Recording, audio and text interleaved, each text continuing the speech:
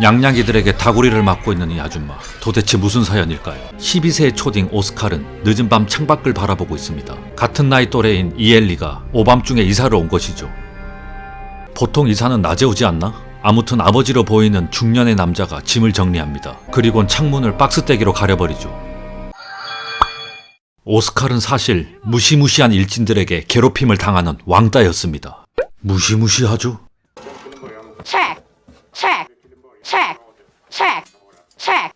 이엘리와 함께 이사온 중년의 남자는 살인 도구를 들고 목표를 탐색합니다. 가져온 독극물로 질식시켜버리죠. 시체를 거꾸로 매달아 준비해온 통에 피를 담아내는데요. 산책 중이던 웬 댕댕이 한 마리가 다가옵니다. 개 주인이 다가오자 황급히 도망쳐버립니다. 한편 그 시각 오스칼은 집 앞 놀이터로 나왔는데 이엘리와 처음 둘은 만나게 됩니다. Bor du här eller? Ja, bredvid dig. Hur vet du var jag bor? Jag kan inte bli vän med dig.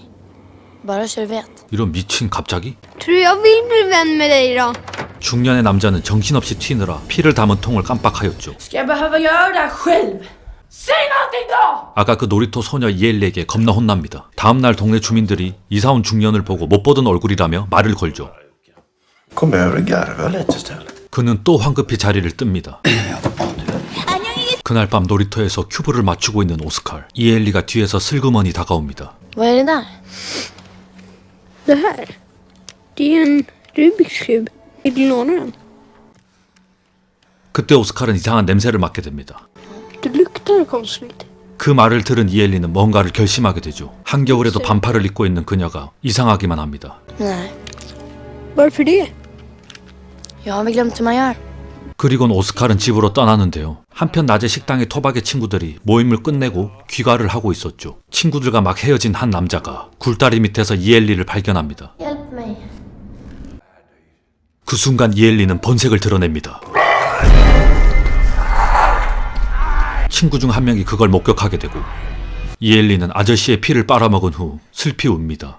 목격자였던 사람이 친구들에게 그 사실을 전하는데요. 현장에는 시체는 사라지고 핏자국만 남아있었죠. 시체는 역시나 이엘리와 함께 이사온 중년의 남자가 처리를 맡았습니다. 다음날 아침 놀이터에는 완성된 큐브만이 놓여 있었죠.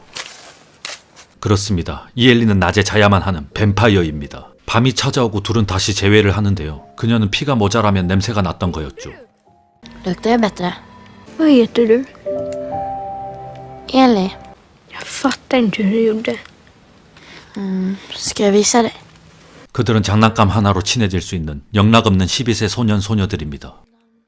다음날 방과 후 오스칼은 남아서 뭔가를 열심히 하는데요. 책에 나와 있는 모스 부호들을 노트에 베껴 쓰는 중입니다. 저녁이 돼서야 학교를 나오는데 이 쉔키들은 가지도 않고 기다렸다 괴롭히네요. Vad var det för papper du skrev på? Få se. Nej. Vadå nej? Ge hit den.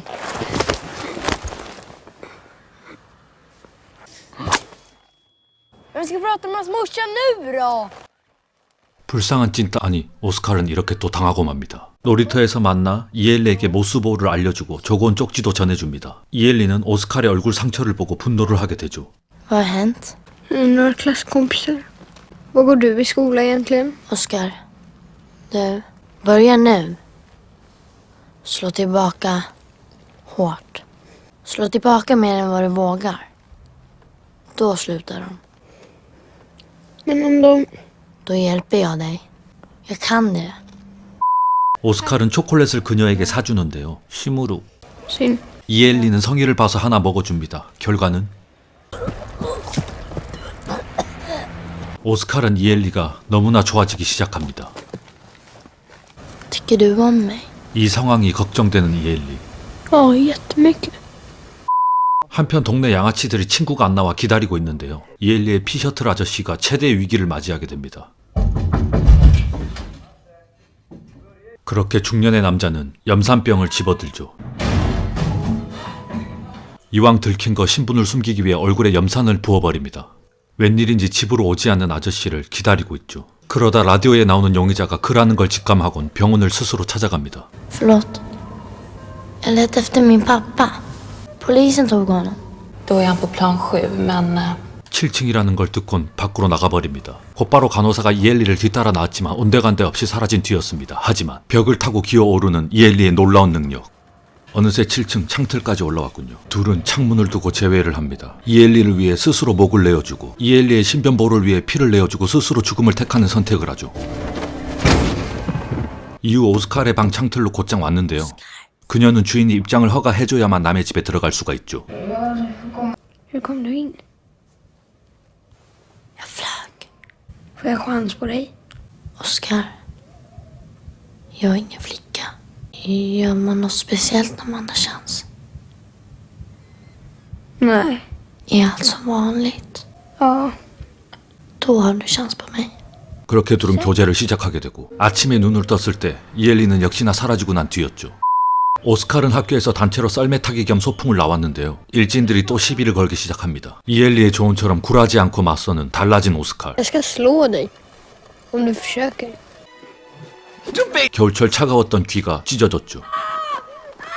그때 반대편에서도 비명이 들립니다. 애들이 시체를 발견한 것이었죠. 중년의 남자가 유기했던 바로 그 시체 말입니다. 이엘리가 이 동네로 와 처음 물었던 시체가 이제야 발견이 된 거죠. 그날 밤 더욱더 과감해진 오스칼이 일진 아지트로 이엘리를 데리고 옵니다. Han fick åka till sjukhus. Oskar. Hurra.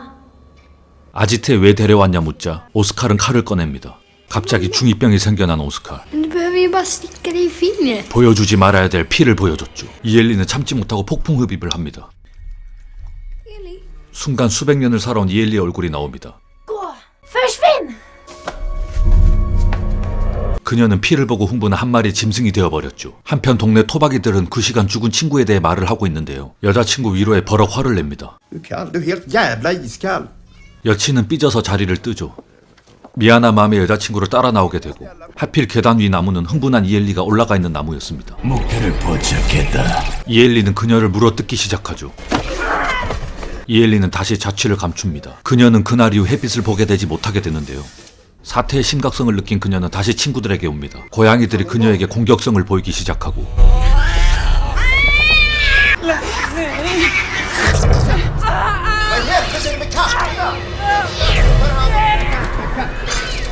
인간과 다른 피가 흐르는 걸 고양이들이 가장 먼저 눈치채죠. 의문투성인 오스칼은 이엘리 집을 찾아왔습니다. Är du vampyr? Jag lever på blod. Är du gammal? Jag är 12 år. Fast det har jag varit väldigt länge. Är ni liksom fattiga? 오랜 세월만큼이나 고가의 진품 명품들이 있었습니다. De där ringarna, var har du fått dem ifrån? Här. Ta om du vill. Du har snott dem. 오스칼은 단호히 거부를 하고 Har folk du har dödat?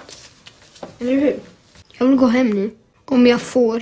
뱀파이어라는 사실을 알게 되는 오스칼은 너무나 차가워졌죠. 한편 병원에 입원한 그녀는 자살을 결심합니다. Skulle du vilja öppna persiennen? 불타오르네. 이엘리는 한층 밝아진 모습으로 오스칼의 마음을 돌려놓기 위해 찾아오는데요. Du måste bjuda in mig. Vad händer om jag inte gör det? Vad händer om du går in ändå? Finns det något här? 이엘리의 말을 무시하고 비아냥됩니다. 이엘리는 초대받지 않는 집에 어쩔 수 없이 들어가게 되죠. 결국 그녀는 무시무시한 변화를 겪게 되는데요.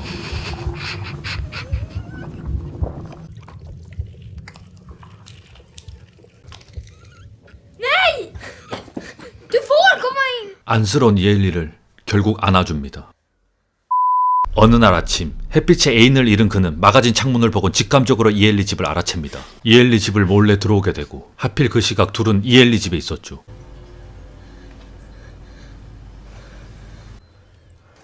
이엘리를 칼로 찌르려고 하는데 너무 어둡습니다.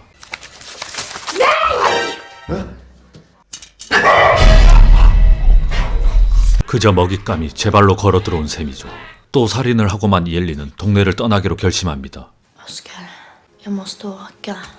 마지막 작별의 키스를 나누고 오스칼에겐 피 비린 내나는 잊지 못할 첫 키스의 추억으로 남겠죠. 또다시 한밤중 그녀는 이사를 갑니다.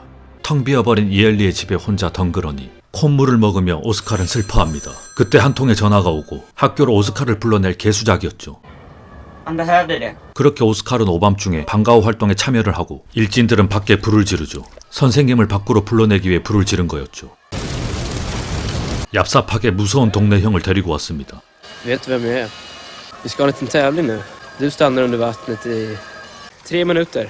오스칼은 거의 물고문에 가까운 괴롭힘을 당하고 시간이 흐르자 같은 반 일진들은 오스칼이 익사할까봐 걱정이 됩니다.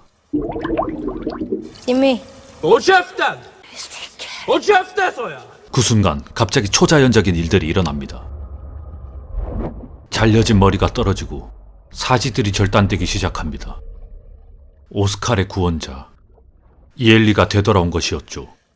둘은 함께 기차에 몸을 싣고 마을을 떠납니다. 빛을 보지 못하는 소녀 이엘리와 모스보어로 어떤 대화를 나누고 있는 것일까요? 스웨덴의 원작 소설 Let the Right 원인을 각색하여 탄생된 토머스 알프레드슨 감독의 2008년작 렛민이었습니다. 영화는 2년 후 2010년에 클로이 모리츠 주연으로 헐리우드에서 리메이크되었습니다. 소설 원작에서는 원래 이엘리는 과거 남자였으며 변태 성욕자인 영주에게 거세당한 후 뱀파이어가 되었습니다. 영상에서는 편집했지만 사실 영화에서 거세를 암시하는 장면이 잠시 나옵니다. 오스칼은 후반 또 다른 중년의 남자가 되지 않았을까 유추하게 만들며 비극적인 결말을 암시하듯 마치 새하얀 빙수 위에 시뻘건 시럽을 붓듯이 달콤한 줄 알았지만 염산에 녹아 없어질 피부처럼 잔혹 동화처럼 끝맺음을 하지만 원래 소설 후속작에 나온 단편에서는 오스칼이 이엘리와 같이 뱀파이어가 된 듯한 늙지 않는 모습으로 영생하고 비교적 해피엔딩처럼 그리고 있는 것이 영화와 차이점입니다. 요즘 영화에서는 뱀파이어 신체 능력이 뛰어나고 피를 마셔야 살아갈 수 있고 낮의 햇빛에 타 죽는다든지 기본 설정을 지키고 있지만 십자가를 무서워한다든지 원에 들어갈 수 없다든지 남의 땅이나 집에 초대받지 않고 들어가면 과다출혈로 죽게 된다든지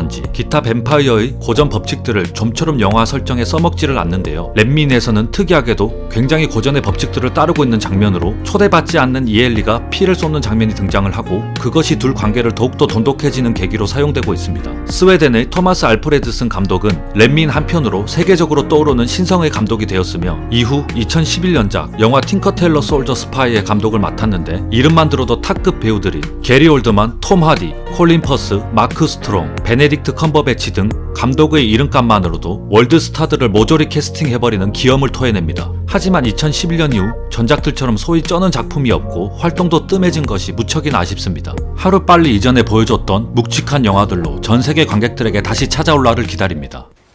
Ses imorgon då.